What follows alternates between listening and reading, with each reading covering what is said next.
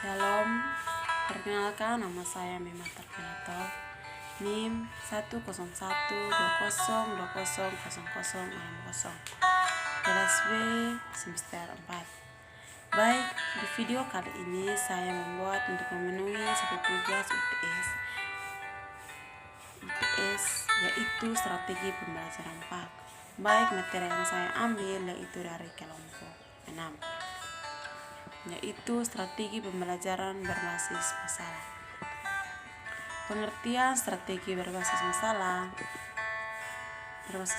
pada hakikatnya berprogram bermasalah bertujuan dan tidak hanya memahami dan menguasai bagaimana suatu terjadi, tetapi mengembarkan pemahaman tentang mengapa hal itu terjadi.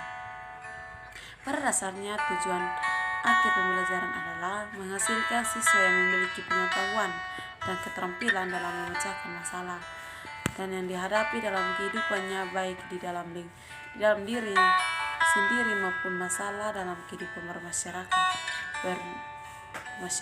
Menurut Dewi, belajar berdasarkan masalah interaksi antara stimulus dan respon merupakan hubungan antara dua arah pelajaran dan lingkungan.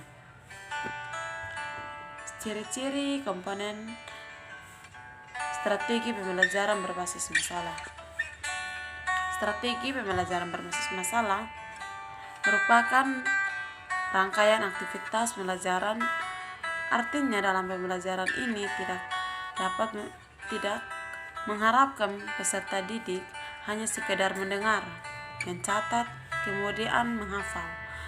Akan tetapi melalui strategi pembelajaran berbasis masalah, peserta didik aktif berpikir, berkomunikasi, mencari dan mengelola data dan akhirnya menyimpulkan. Pembelajaran diarahkan untuk menyelesaikan masalah. Strategi pembelajaran bermasalah menempatkan masalah sebagai kata kunci dalam proses pembelajaran. Berpikir dengan menggunakan metode ilmiah adalah proses berpikir deduktif dan induktif. Pembelajaran berbasis masalah dikemukakan oleh Andens di antaranya adalah yang pertama permasalahan eutentik, yang kedua fokus interdisipliner, yang ketiga produk, yang keempat kolaborasi. Penerapan pembelajaran berbasis masalah. Pembelajaran berbasis masalah melibatkan peserta didik dalam proses pembelajaran yang aktif, kolaboratif, berpusat kepada peserta didik yang mengembangkan kemampuan pemecahan masalah, kemampuan belajar mandiri, dan diperlukan untuk menghadapi tantangan dalam kehidupan dan dalam lingkungan yang bertambah kompleks sekarang ini. Menemukan sumber-sumber pengetahuan yang relevan mengajarkan berbasis masalah, memberikan tanggapan kepada peserta didik untuk belajar sendiri. Pembelajaran berbasis masalah, problem based learning, selanjutnya disingkat PBL, merupakan salah satu metode pembelajaran inovasi yang dapat diberikan kondisi belajar aktif kepada peserta didik. PBL adalah suatu model pembelajaran yang melibatkan peserta didik untuk pemecahan satu masalah melalui tahap-tahap metode ilmiah, sehingga peserta didik dapat mempelajari pengetahuan yang berhubungan dengan masalah tersebut dan sekaligus memiliki keterampilan untuk memecah masalah untuk mencapai hasil pembelajaran. Oleh karena itu, pengajaran berdasarkan masalah merupakan pendekatan yang efektif untuk mengajarkan proses berpikir tingkat tinggi. Pembelajaran ini membantu peserta didik untuk berproses informasi yang sudah jadi dalam penyusunan pengetahuan mereka sendiri tentang dunia sosial dan sekitarnya. Contoh penerapan model pembelajaran berbasis masalah.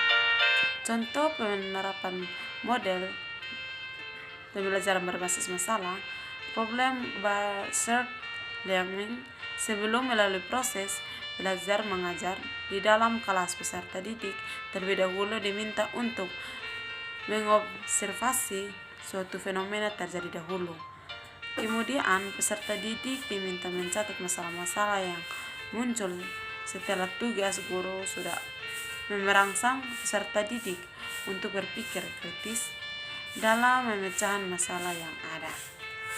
Kesimpulannya adalah SPBM dapat diartikan sebagai suatu model pembelajaran yang didasarkan pada prinsip penggunaan masalah yang berdasarkan masalah dunia nyata dan bertujuan untuk kemandirian siswa dalam menghadapi masalah, yang ada menjelaskan 6 langkah SPBM yang kemudian dia dinamakan metode pemecahan masalah.